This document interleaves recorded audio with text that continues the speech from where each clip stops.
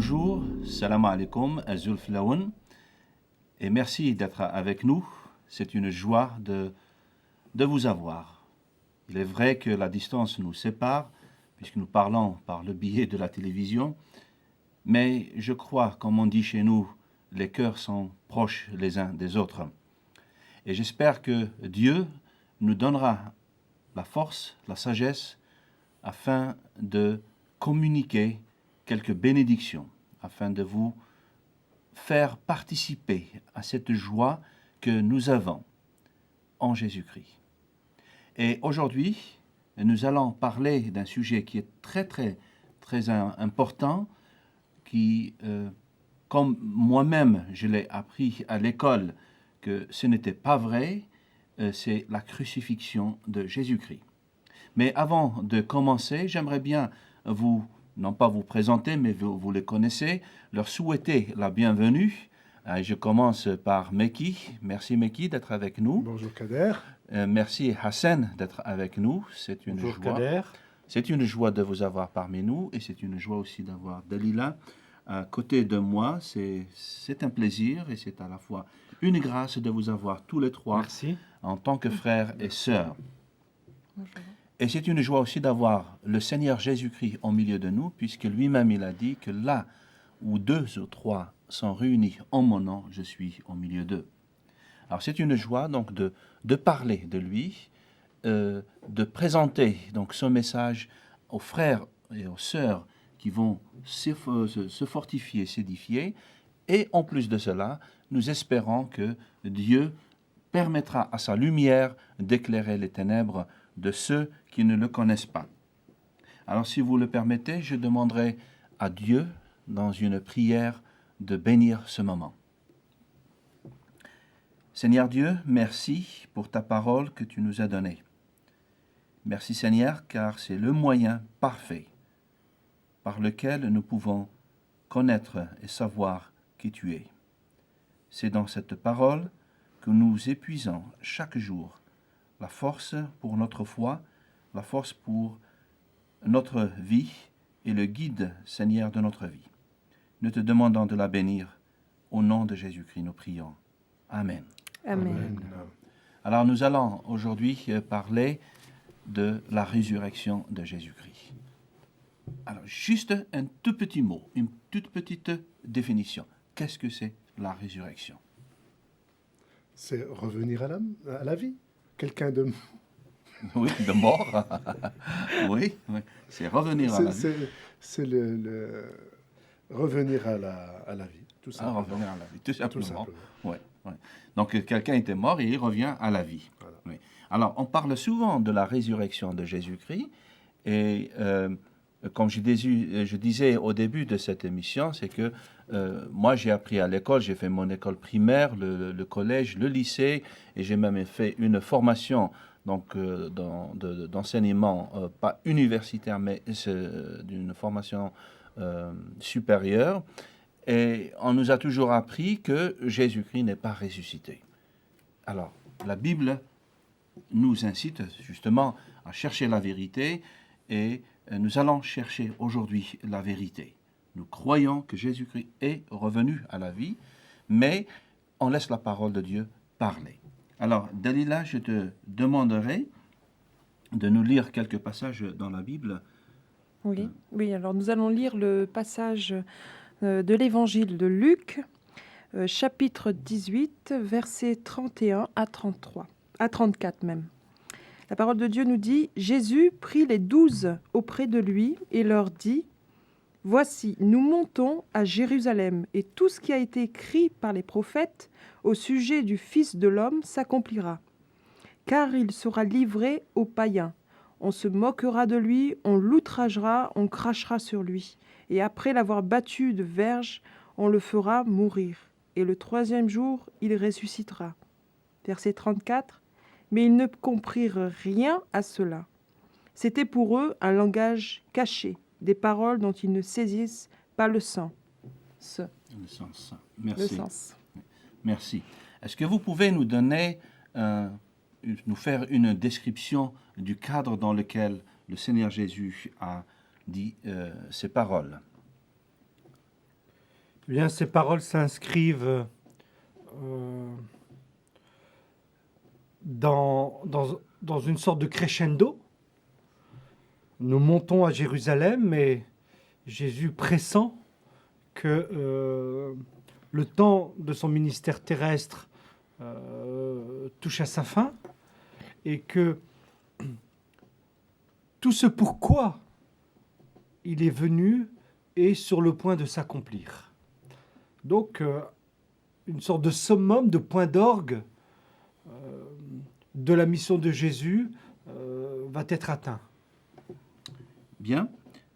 Alors, si on regarde les versets de près, il dit, oui, voici, nous montons à Jérusalem, Al-Quds, c'est la ville sainte, et la ville sainte, donc Al-Quds, Jérusalem, est vraiment située sur une hauteur.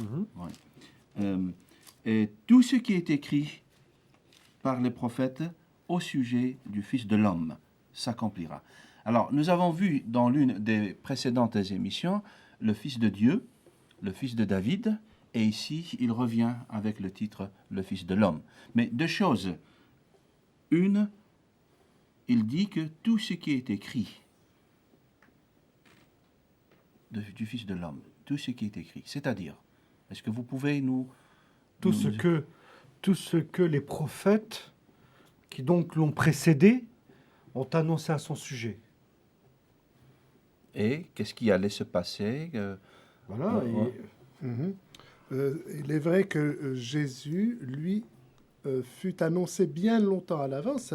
On le disait, 500 à 700 ans environ avant la venue de Jésus, il y a eu une prophétie qui a été donnée par un certain prophète du nom d'Ésaïe. Et on voit avec quelle précision il va parler de ce qui devait se passer par la suite. Ésaïe, de son temps, il ne pouvait pas imaginer à quel point, comment les choses allaient se passer, si ce n'est que de pouvoir le dire, mais c'était quelque chose qui était en prévision dans ce qu'il devait annoncer.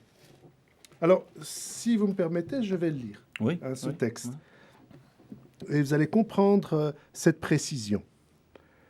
Qui a cru à ce qui nous était annoncé?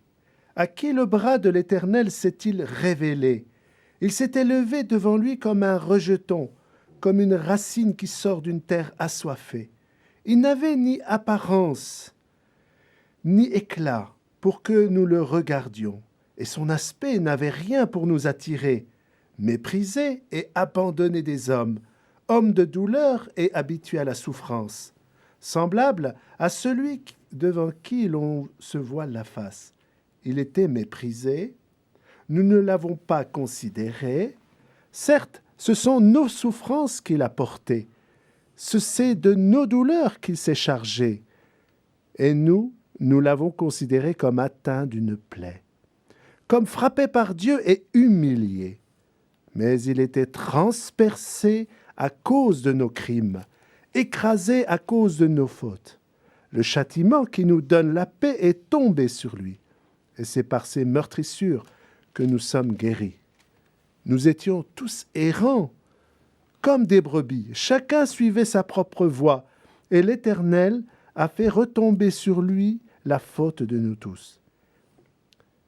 Il a été maltraité, il s'est humilié, il n'a pas ouvert la bouche, semblable à l'agneau qu'on mène à la boucherie, à une brebis muette devant ceux qui l'attendent. Il n'a pas ouvert la bouche, il a été emporté par la violence et le jugement. D'accord. Peut-être rappeler les références ? Ésaïe chapitre 53. D'accord. Donc c'est un prophète avant Jésus-Christ de quelques siècles. 8e siècle avant Jésus-Christ. 8e siècle avant Jésus-Christ, qui a prédit donc la mort de Jésus-Christ. Alors là, c'est un des points, donc une des prophéties que les prophètes ont annoncées concernant le Seigneur Jésus. Il dit aussi le Fils de l'homme. J'aimerais bien que si vous vouliez bien préciser cette notion, puisque nous avons parlé du Fils de Dieu, du fils de David, mais du fils de l'homme. Qu'est-ce que cela veut dire? En fait, cette expression, le fils de l'homme, nous la retrouvons pour la première fois chez le prophète Daniel, mais elle a pour rôle surtout d'exprimer sa solidarité à la communauté humaine. Son appartenance. Sa situation d'homme au milieu de nous. Parce que le Seigneur Jésus a mangé, a bu, il était fatigué, il a fait la fête, il a pleuré, etc. Et c'est un homme juste, comme ça a été annoncé chez le prophète Ésaïe, entre 700 et 740 avant notre ère. C'est un homme juste et innocent, semblable à nous, qui a donné sa vie. Est-ce qu'il y a d'autres passages dans l'Ancien Testament, donc des prophètes qui ont devancé le Seigneur Jésus et qui ont prédit justement sa mort? Parce que lui, comme je disais, il n'est pas tombé du ciel. Il est venu du ciel, mais il n'est pas tombé du ciel, c'est-à-dire par hasard. Sa mort, elle n'a pas été un accident. Sa mort n'a pas été, je dirais, le concours des circonstances. En fait, outre le texte, l'un des textes principaux que Meki a lu, l'Ancien Testament parle surtout des conséquences donc de ce nouveau ciel, de cette nouvelle terre qui adviendront après la venue de Jésus et après sa mort et sa résurrection. On a plus des descriptions sur la gloire de Dieu, sur la situation nouvelle pour l'homme et pour la femme qui partageront la présence de Dieu pour l'éternité avec lui. Meki, je me rappelle que dans l'une des émissions précédentes, tu voulais parler de la crucifixion. Donc, alors je te donne maintenant le chant, hein, tu es libre le texte est un texte principal dans le sens du texte d'Ésaïe qui nous montre la précision. Et quand on voit le Nouveau Testament, les 4 évangiles en parlent de la mort de Jésus et en cela on peut dire c'est la vérité. La crucifixion de Jésus a été réelle. Même si aujourd'hui on essaie de dire que Jésus n'est pas mort sur la croix. Beaucoup d'historiens le disent. Et ils sont unanimes pour dire que Jésus a bel et bien existé. Il y a un historien du nom de Flavius Joseph qui témoigne par ses écrits qu'un certain Christus, on disait qui a été condamné. Et c'est quand même un non-chrétien qui le dit. C'était un juif. C'était un juif. Ouais, un historien. Contemporain de Jésus. Contemporain qui a vécu des années, donc pendant les années où le Seigneur Jésus vivait. Et qui a assisté à la destruction de Jérusalem, puisqu'il l'a décrit dans ses ouvrages. Ouais. Alors, c'est une très bonne, je dirais, précision, parce que c'est en dehors de la Bible. Absolument. Mais, bien entendu, ce sont que des choses qui peuvent, humainement parlant, confirmer. Mais notre confirmation s'appuie plutôt sur la parole de Dieu. C'est ce qui est beaucoup plus... Et sur la foi à la parole de Dieu. Oui, la foi, en la parole de Dieu. Alors, on lit que les disciples n'ont pas compris ce qui allait se passer. Est-ce qu'on peut... Oui, tout à fait. Parce que les disciples étaient, somme toute, imprégnés d'une conception de la messianité de Jésus, de son rôle messianique. Et pour la pensée juive de l'époque, il était inconcevable que le Messie soit livré aux mains des non-juifs et soit mis à mort. Dans la conception juive, le Messie devait triompher et bouter hors des frontières de la Palestine l'occupant romain.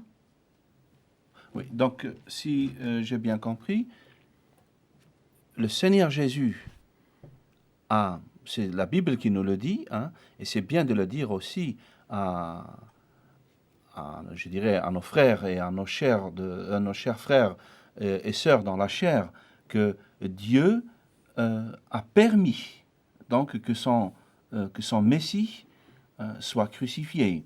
Parce qu'on dit que jamais Dieu ne permettra pas à son prophète donc, de mourir une mort atroce comme la crucifixion. Alors, on va avancer un petit peu dans l'évangile. Hein, il y a l'évangile de Luc, où c'était... donc, on a mis le Seigneur Jésus sur la croix. On parlait justement des moments où on le crucifiait. Est-ce qu'on peut lire quelques passages? Parce que c'est très important de le souligner, et particulièrement, on lit dans Luc 23, au verset, par exemple, oui, alors... 33, oui. Le verset 33 du chapitre 23 nous dit que lorsqu'ils furent arrivés au lieu appelé Crâne, ils le crucifièrent là, ainsi que les deux malfaiteurs, l'un à droite et l'autre à gauche. Donc, c'est une preuve dans la Bible qu'il a été crucifié. Mais on dit parce que justement, moi j'ai reçu l'enseignement en Algérie et on nous enseignait que c'était quelqu'un qui a été crucifié à sa place. À sa place, oui. Alors, Jésus lui-même en parle. Et dans tout son message, dans tout son ministère terrestre, quelquefois il a annoncé aux disciples, comme nous venons de le lire tout à l'heure. Alors, si Jésus lui-même le dit, et que la parole de Dieu est pour nous la reconnaissons comme vérité, comment plus tard on commence à remettre en doute? Et c'est toujours le propre de l'homme d'être incrédule. Il est foncièrement incrédule par nature. C'est-à-dire qu'il ne croit pas. Qu'il ne croit pas. Donc, il faut qu'il voie. Alors que, ici, les textes dits par 4 témoins oculaires, ou pas des témoins oculaires, stipulent et affirment véritablement que Jésus est mort sur la croix. Ils l'ont vu eux-mêmes. Par exemple, Pierre a vu, et d'autres, Jean aussi a vu. Et il est un évangéliste. Il a son propre livre, Jean. Donc c'était des disciples. Des disciples de Jésus. Qui ont mangé, qui ont bu, qui se sont promenés, qui ont marché au travers donc, du pays, de la Palestine, pendant le ministère terrestre de Jésus-Christ. Et c'est pourquoi il est difficile de concevoir que l'on puisse dire un autre message. Et c'est pourquoi, quand on lit la Bible ou le Nouveau Testament, ou la Bonne Nouvelle, on trouve là des confirmations dites par l'un et par l'autre. Oui. Marc, en fait, l'évangile de Marc. En fait, c'est Pierre qui a rapporté les faits à Marc, puisque Marc, c'était l'écrivain, celui qui savait écrire. Et Pierre ne savait pas écrire. Il n'a fait que rapporter à Marc, et on pourrait dire l'évangile de Pierre. Oui. D'accord. Oui, ou disons que c'était monnaie courante à l'époque d'avoir un rédacteur, un secrétaire, pour écrire sa pensée, pour coucher sur papier, soit son œuvre, pas tant que Pierre, sans doute, Marc avait des qualités littéraires bien plus importantes que celles de Pierre. Mais c'est quand même remarquable dans le passage qui a été lu par Meki, chapitre 53 du livre du prophète Ésaïe, encore une fois, la précision avec laquelle Jésus est annoncé et les conditions dans lesquelles Jésus va mener sa vie d'homme parmi les siens. Je donne une petite précision. Tout à l'heure, je parlais du 8e siècle, mais ma langue a fourchu. Ésaïe a vécu au 6e siècle avant notre ère. Voilà.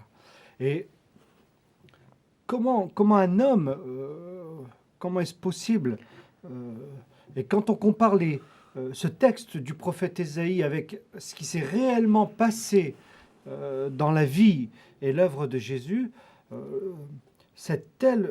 y a une telle cohérence, une telle conjonction qu'on est tenu et qu'on est convaincu et qu'on réalise combien Dieu a préparé cela d'avance. Bien.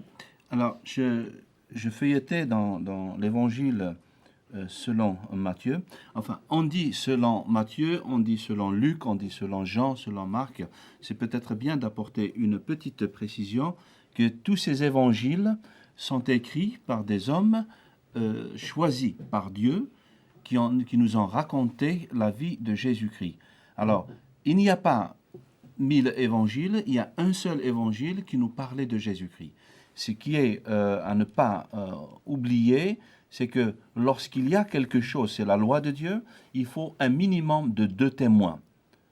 Alors Dieu nous a donné 4 témoins que ce qui s'est passé, ce que le Seigneur Jésus a dit, ce qu'il a vécu, ce qui a été rapporté, c'est selon les 4 témoins, donc c'est selon la loi de Dieu. Donc il n'y a pas de contradiction, mais il y a les évangiles se complètent. Alors, il y a une phrase dans l'évangile, donc écrit selon Matthieu, dans 27, où il dit « Eli, Eli, lama sabachthani », c'est-à-dire « Mon Dieu, pourquoi m'as-tu abandonné ?» C'était les paroles que le Seigneur Jésus a prononcées. C'était les dernières paroles, presque les dernières paroles quand il était sur la croix. Est-ce que ces paroles vous sont connues ? Oui. Alors, cette parole peut surprendre parce que Jésus, tout au long de sa vie, a accompli la volonté de Dieu. Et a même déclaré que le Père et moi sommes un. Alors, comment interpréter cette parole du psaume 22 ? Mon Dieu, pourquoi m'as-tu abandonné ? Donc, c'est le psaume 22. Donc, c'est l'un des psaumes écrits quelques siècles avant Jésus-Christ. Oui. Et qu'il encore, dans une précision stupéfiante, parle du tri, de la décision qui avait été prise quant au tirage au sort de ses vêtements. Oui. Puisque le psaume 22, donc, mon Dieu, pourquoi m'as-tu abandonné ? Pourquoi te tiens-tu si loin ? Pourquoi ne me sauves-tu pas ? Pourquoi n'entends-tu pas mes cris ? Etc. Et plus loin, il est dit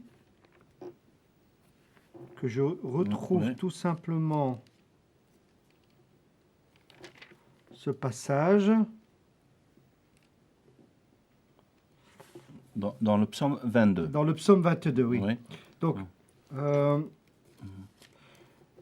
là, ce qu'exprime Jésus, c'est l'expérience de l'homme, parce que la Bible dit que à la croix, Jésus a été fait pécher. Alors que lui, il n'a jamais péché. Il a été fait pécheur, il a été rendu coupable pour nous sauver, nous pécheurs. Il a été fait pécher.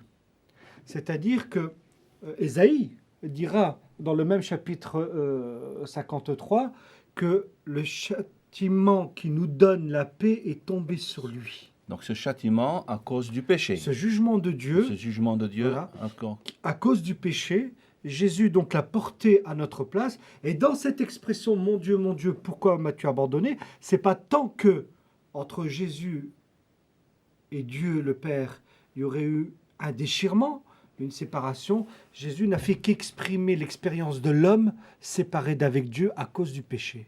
Mais il était aussi homme. Et il était aussi homme. Et il était aussi, en tant qu'homme, séparé de Dieu. Jamais il n'a été séparé de Dieu. En tant qu'homme. Non. Il a exprimé l'expérience de l'homme qui est séparé, c'est-à-dire il s'est rendu solidaire, il s'est identifié à nous, de même qu'au moment du baptême dans le Jourdain, quand il a accepté, mais sans doute on ne va pas trop élargir le débat, mais Jésus a toujours eu ce souci de s'identifier à la communauté humaine. Mais à l'intérieur de ce que l'on appelle, nous, les croyants, la Trinité, il n'y a jamais eu, bien entendu, parce que cela ne peut pas, de déchirure.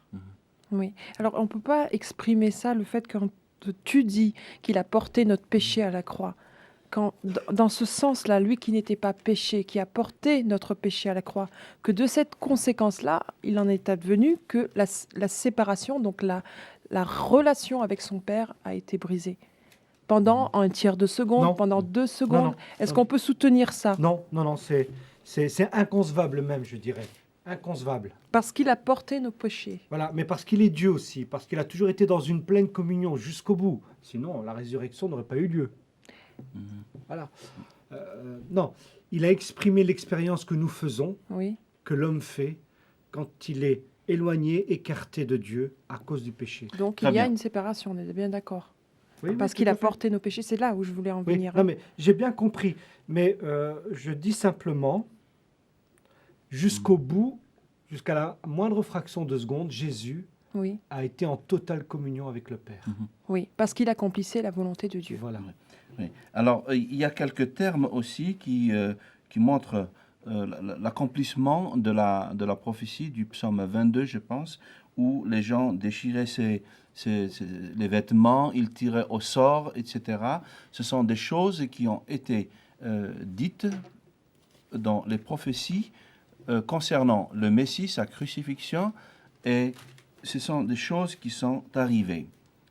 C'est formidable parce que comment un homme pourrait concevoir, pourrait voir en quelque sorte des choses qui allaient se passer des siècles plus tard. Et même les médecins aujourd'hui contredisent d'autres médecins, ce qu'on appellerait donc des données scientifiques. Aujourd'hui, il y a des médecins qui disent qu'il ne faut pas exactement traiter le problème, un problème médical de cette façon parce que c'est comme ça. Donc, ils contredisent ceux qui les ont précédés. Mais là, on voit que l'accomplissement de la parole de Dieu. Je regarde un petit peu le temps et afin de rester dans le temps, il nous reste que quelques secondes. Je dirais aux téléspectateurs, à ceux qui nous regardent, que Jésus-Christ est réellement crucifié. Et Jésus-Christ a été réellement mis dans le tombeau. C'est la Bible qui le dit. Vous pouvez, vous aussi, lire la Bible. Pour toute correspondance, pour toute question que vous avez, nous essayerons de vous répondre si vous nous écrivez. Si vous voulez une Bible, nous ferons de notre mieux de vous faire parvenir une Bible ou quelque chose qui parlerait de Dieu. Merci d'avoir été avec nous. Vraiment, ça a été une joie et une joie de parler de Dieu. Je vous retrouve peut-être dans une des autres émissions. Au revoir. Bientôt. À bientôt. Au revoir.